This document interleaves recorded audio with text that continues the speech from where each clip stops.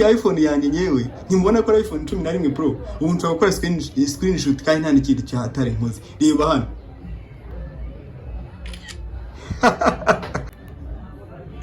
iyo nkoze telefone yanjye nkayishima mu mugongo nkakora double tap mu mugongo wayo ihita ikora screenshot kandi byoroshye cyane. Reba nkawe nk'aka kantu.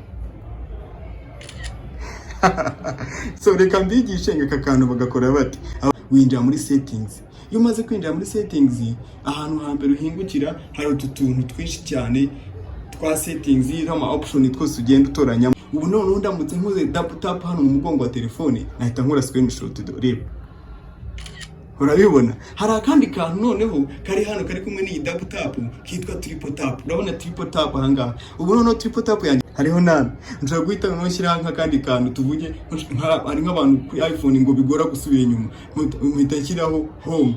None ubu nkoze triple tap ahangaha ku mugongo wa telefone yanjye nkayishima inshuro 3 mu mugongo yahita isubira home. Ndetse mbibereke simureba.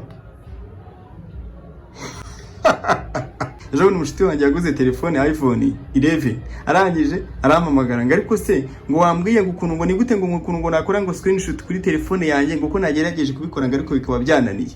Ngize telefone rero nazo ngo usanga tuzigura amafaranga menshi ngo ariko ngo zikaduhenda ngo ugasanga zitakora ibintu bimwe na bimwe ngo nk'ubingi yanjye ngo nayitanze amafaranga 800 ngo none yanze gukora screenshot ngo ubwo se nabigenza gute. Ndamubwira nti reka da wibeshyira telefone ahubwo wowe hari utuntu twinshi ugomba kugenda wiga gukoresha iPhone.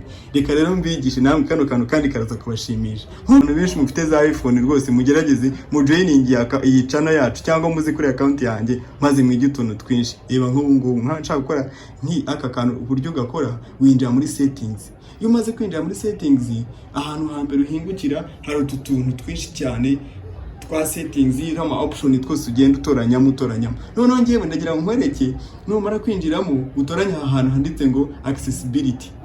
Urabona niho ntoranyije. Iyo umaze kwinjira muri accessibility urabona ko ubona utuntu twinshi twa voice over, twa zoom, twa magnifier, twa display and text size, motion, speaker content, audio description. Ariko noneho ibyo byose tubisimbuka ukizira ahangaha handitse ngo touch. Urabona touch ugahita wafungura. Iyo umaze kuhafungura rero urabona ugera muri za accessibility assistive touch. nk'ubu urabona nk'iyi telefone yanjye assistive touch iri on. Kantu abantu bashyira muri screen iyo badashaka kujya bakandaho hagati cyangwa basubira inyuma bakagashyiraho. Dore ni kakangaga aha niho ugafungurira. Ariko giye siko nshaka reka nkakureho.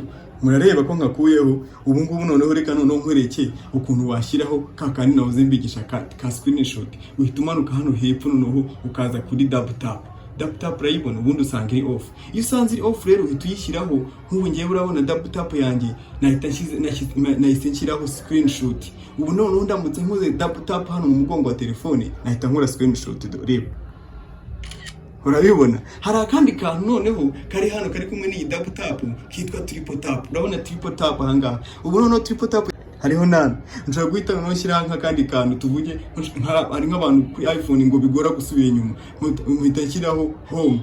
None ubu nkoze triple tap ahangaha ku mugongo wa telefone yanjye nkayishima inshuro 3 mu mugongo yahita isubira home. Ndetse mbibereke simureba.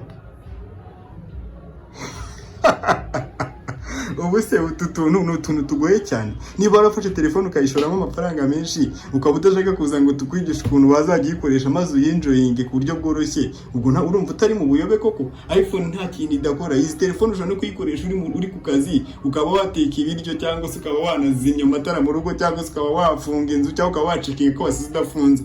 Rero utuntu twishanga kuri telefone zizagenda tubigisha polipoli. Ahubwo mwebwe ni muze mu joining kuri iyi channel yacu mwige utuntu twinshi n'ukuntu wakoresha iPhone yawe. Murakoze mwiza, nizere ko hari akantu kanini mwize muri telefone mujye mukora za screenshot mutire mukanda mujya kwirirwa mupyondagura amatushe muyica. Reba hano.